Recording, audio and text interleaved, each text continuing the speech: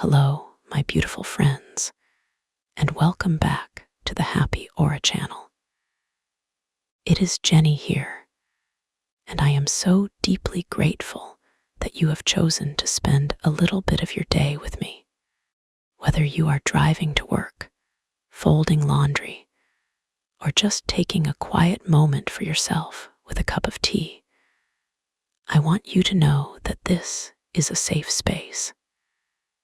Take a deep breath in with me, hold it for a moment, and let it all go. Today, we are going to explore a mystery that perplexes so many of us. We are going to talk about a specific type of person. Perhaps you know them, perhaps you love them, or perhaps, as we peel back the layers today, you might realize that you are them. We are going to talk about the paradox of the powerful person who becomes powerless in love. We all know someone like this. Let us call him Mark. In his professional life, Mark is a force of nature. He runs a company, or perhaps he manages a high-stakes department. He is shrewd, calculating in the best possible way, and incredibly canny. If a vendor tries to overcharge him by 1%, he spots it immediately. If a competitor tries to outmaneuver him, he is 3 steps ahead. He is undaunted in social encounters, able to walk into a room of strangers and command attention. He is vociferous in defending his team and his causes.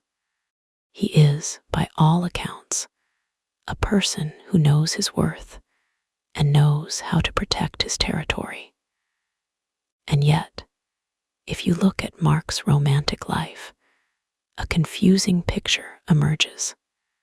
This lion of industry, this man of sharp intellect, transforms the moment he crosses the threshold of intimacy. In his relationship, he seems to lose all his protective armor. He is with a partner who, to everyone on the outside, is clearly taking advantage of him. Maybe she is cold and dismissive. Maybe she spends his money recklessly.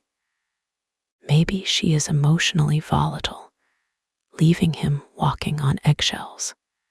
But Mark does not see it, or if he sees it, he cannot seem to act on it. In the intimate sphere, the years seem to fall away from him. He is no longer the 40-year-old executive.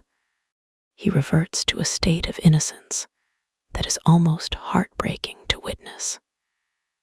He finds himself in a couple and loses any ability to imagine that his partner might be anything other than very nice and on his side. His friends might take him out for coffee and gently try to point out the red flags. They might say, "Mark, it is not normal that she forgot your birthday again." Or, "Mark, why are you paying off her debts when she refuses to get a job?" But in his eyes, all is completely well.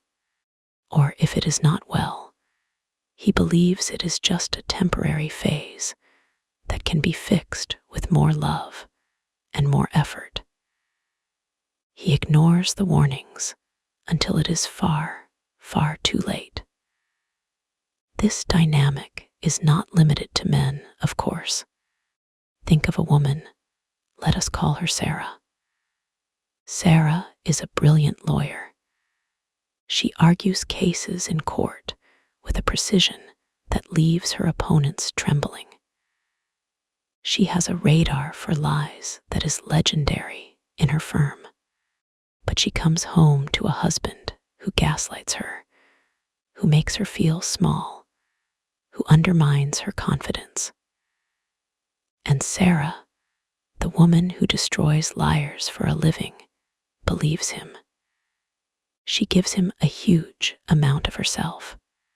She is tireless in her ministrations, cooking his meals, organizing his life, soothing his ego, even as he runs rings around her. She keeps hoping for the best, holding onto a fragile optimism that if she just loves him enough, he will become the man she needs him to be. She gives him time, energy, and resources far beyond what would be sensible to any outside observer. So, the burning question is, what is going on here? Why can't these intelligent, capable people erect the requisite protective barriers in their personal lives? Why does their radar for danger, which works so perfectly in the boardroom or the marketplace, suddenly switch off in the bedroom or the living room? To understand this, we have to look past the surface.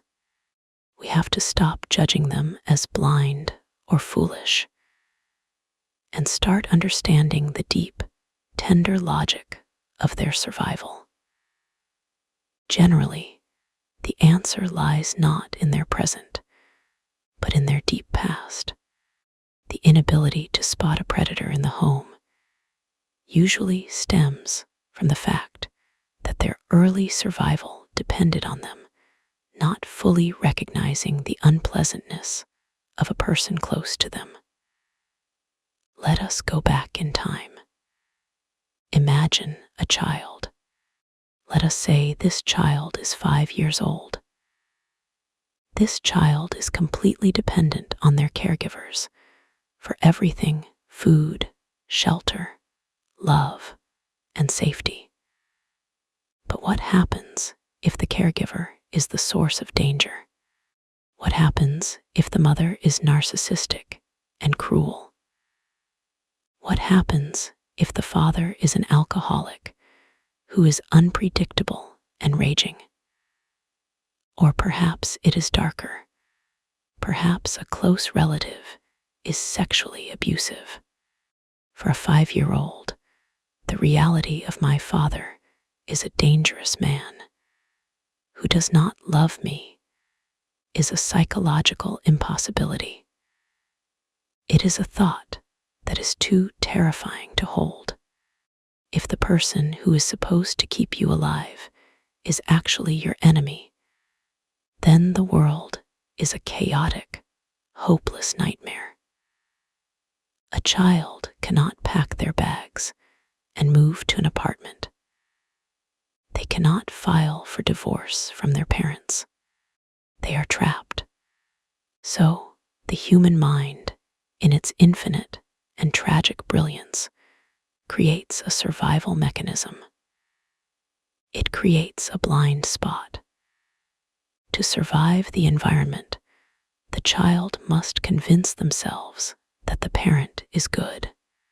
They must interpret the abuse as love, or at least as something normal. They force themselves into a state of unwarranted innocence. They tell themselves, "Daddy is just tired," or "Mommy shouts because I was bad." They learn to explain away the cruelty. They learn to suppress their gut instinct that says, "Run." They could not afford back then to properly recognize that their mother did not want the best for them. They could not bear to think that their home was a war zone. It was not in their interest, at the tender age of 5 or 6 or 7, to fully take on board the awfulness of their situation. Psychological survival relied on maintaining a selectively timid, hopeful, naive stance. They had to become the good child, the one who does not see the darkness, the one who keeps smiling to keep the peace. As a result, the faculties that would normally engage with intimate danger, the suspicion, the anger, the boundary setting were cauterized. They were numbed. It is like a surgeon cutting a nerve to stop chronic pain. The mind severed the connection between intimacy and danger detection. This numbness allowed them to survive their childhoods without going insane. It allowed them to maintain a bond with their caregivers, which, however toxic, was necessary for their physical survival. But here is the tragedy. The child grows up. They leave that house. They become Mark the CEO or Sarah the lawyer. They develop incredible skills in the outside world where the rules are different. In business, they know that people can be adversaries, so their guard is up.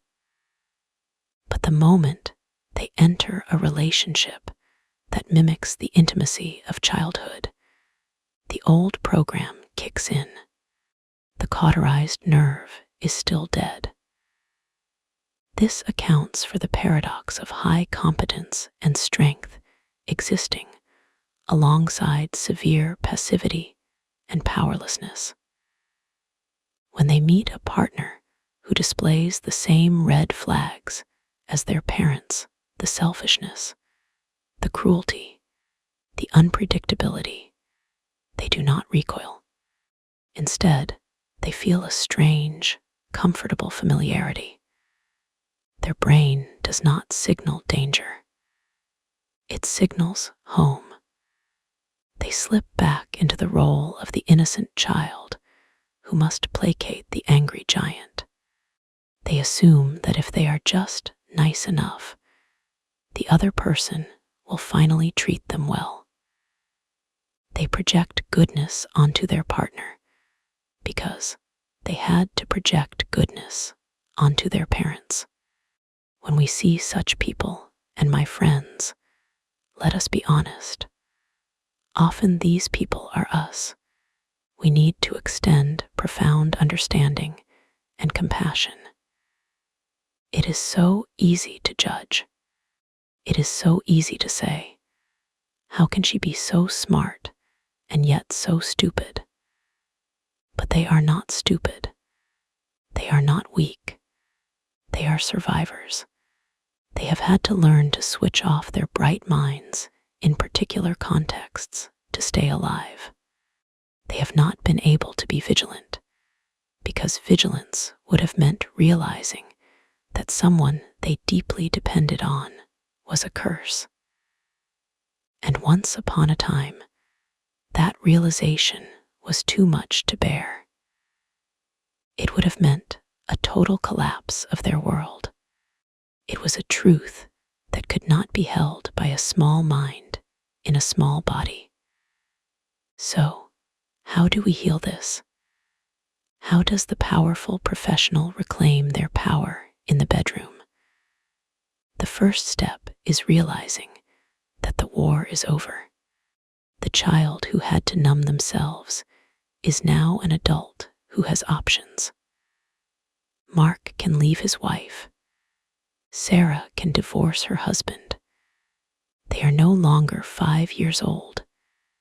They have bank accounts. They have cars. They have friends. They are not trapped.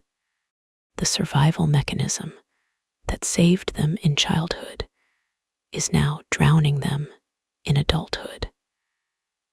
It requires a process of reconnecting the nerves. It involves learning to trust the gut instinct that was silenced so long ago. It means allowing oneself to feel the anger that was forbidden. When a partner makes a cruel comment, instead of automatically thinking, I must have annoyed them, the healing person learns to think, that was mean, and I do not like it. It is about learning to tolerate the truth that people we love can be bad for us.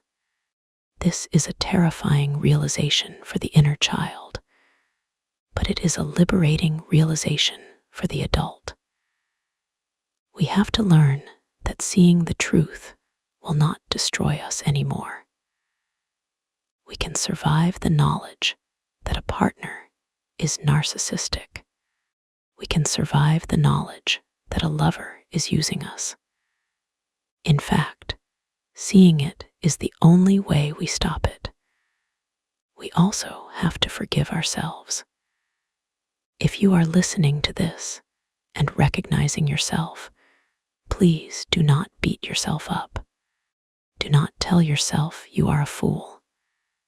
You were a brave child who did what you had to do. You loved the people who hurt you because you had no other choice. That is a testament to your capacity for love, not a sign of your stupidity.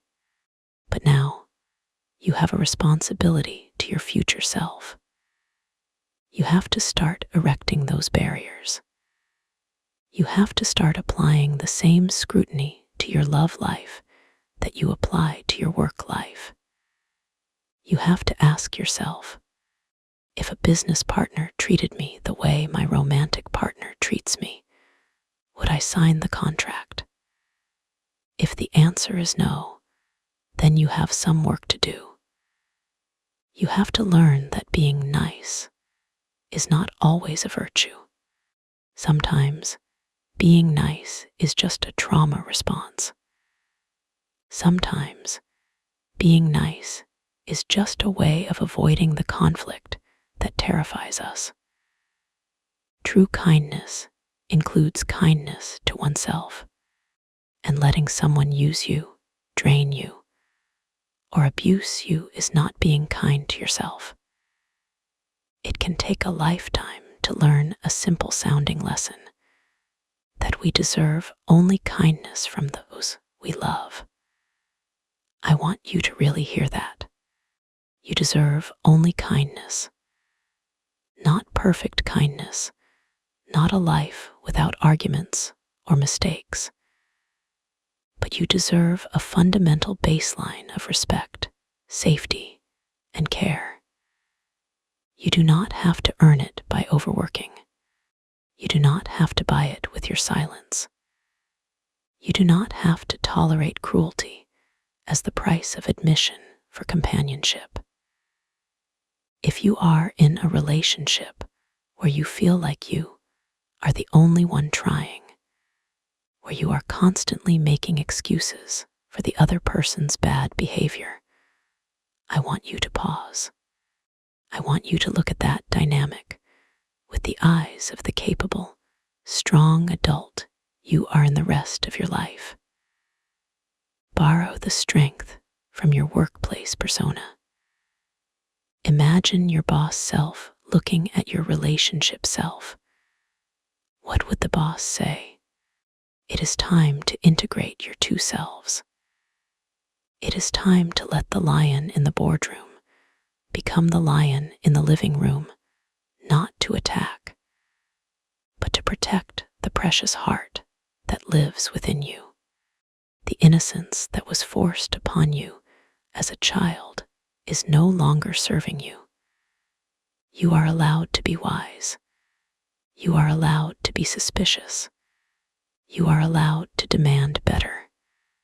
You are allowed to walk away.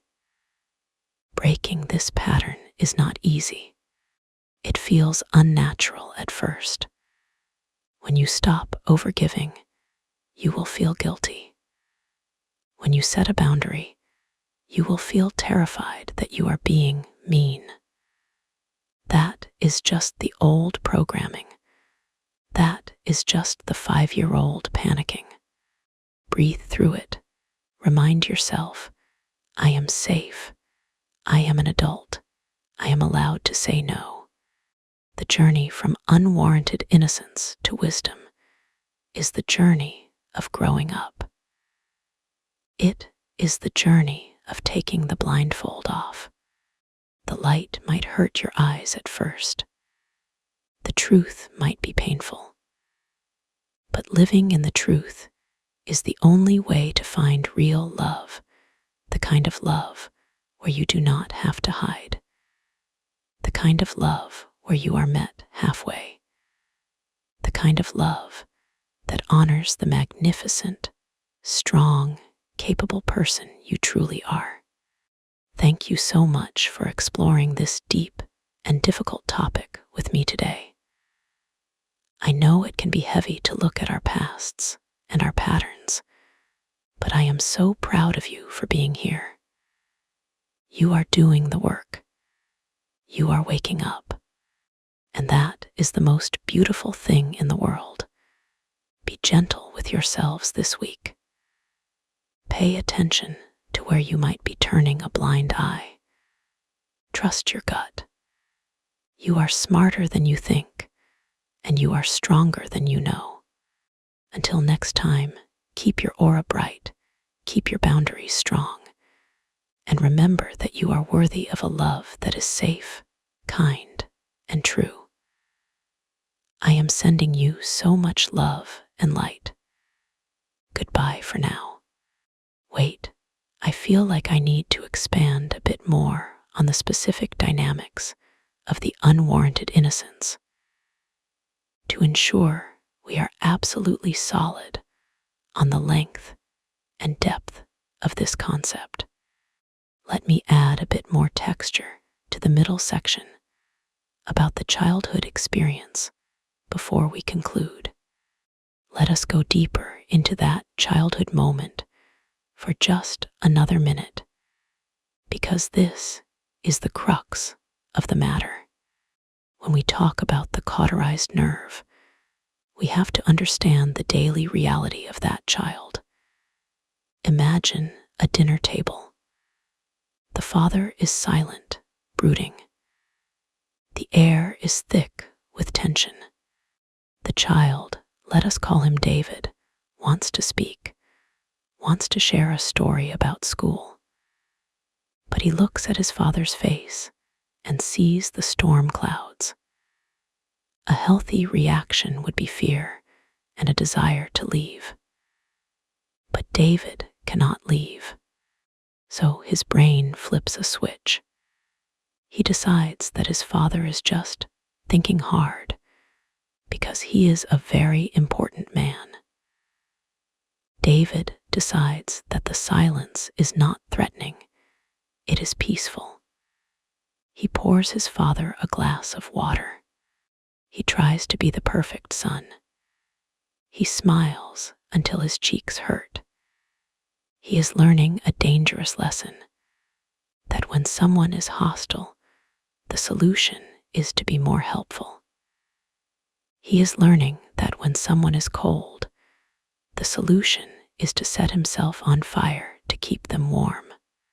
Fast forward 30 years. David is now a successful architect. He meets a woman who is icy and distant. She criticizes his clothes. She mocks his interests. And what does David do? Does he get angry? No. The old pathway lights up in his brain. He thinks, she is just stressed because she is so brilliant. He thinks, if I just buy her that expensive necklace, or if I just listen to her complain for 3 hours, she will warm up. He starts pouring the water. He starts smiling until his cheeks hurt. He is back at that dinner table. He is tireless in his ministrations.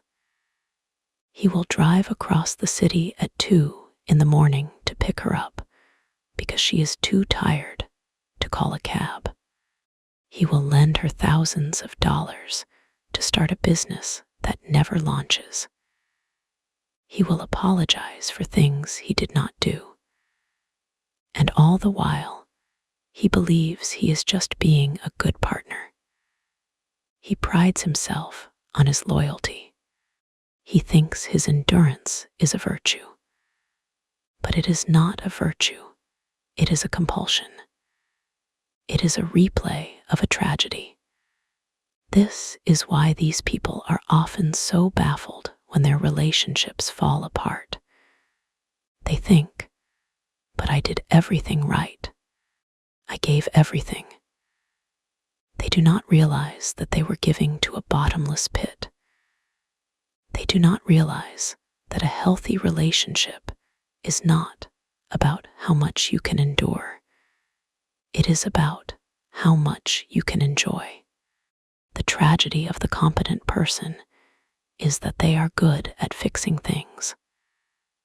They fix problems at work. They fix issues in their community. So they assume they can fix a broken person. They treat their partner like a project to be managed, believing that with enough resources and strategy, they can turn the frog into a prince. But people are not projects, and love is not a renovation job. It is heartbreaking to watch from the sidelines. You see a friend who is so vibrant, so full of life, slowly dimming. You see them making excuses that sound hollow, even to their own ears.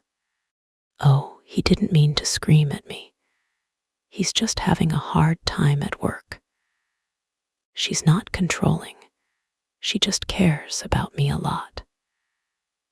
It is the language of the inner child trying to make sense of a scary world. If you are the friend of someone like this, be patient. You cannot force them to see what they are not ready to see. You cannot shake them awake. The defense mechanism is too strong. It was built to withstand the terror of abandonment. If you push too hard, they will pull away from you to protect the delusion. All you can do is be a steady presence. Be the mirror that reflects their reality back to them gently. Ask questions instead of making statements. Ask, how did it feel when he said that to you? Ask, do you think you would treat him that way?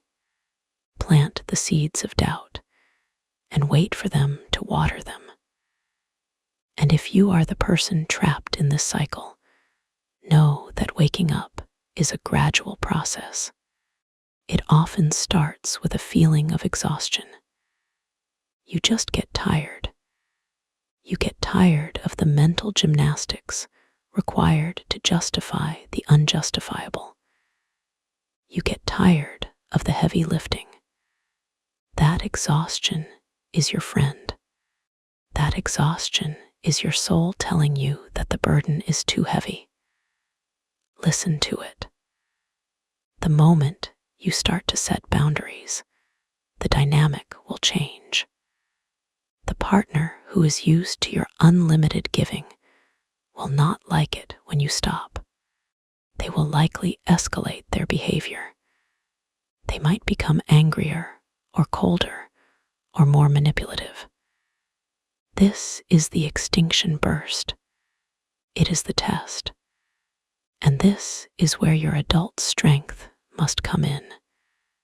This is where you have to hold the line. You have to realize that you are not betraying them by protecting yourself. You are not being bad by saying enough. You are breaking a generational curse. You are declaring that the lineage of pain stops with you. There is a beautiful life waiting for you on the other side of this realization. There is a kind of love that is easy. A love where you don't have to guess, where you don't have to fix, where you don't have to earn your keep every single day. It exists. But to find it, you have to be willing to leave the familiar comfort of your old role. You have to be willing to be seen, not as the fixer or the giver, but as a whole person with needs of your own. So let us all take a moment to honor the resilience of the human spirit.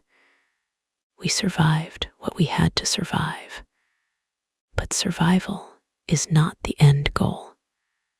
Thriving is the goal. Joy is the goal. Peace is the goal. Thank you again, truly, for listening. I hope these extra thoughts helped clarify the picture. You are all so precious to me. Go out there and be your strongest, most loving, and most protected selves. Goodbye, my friends.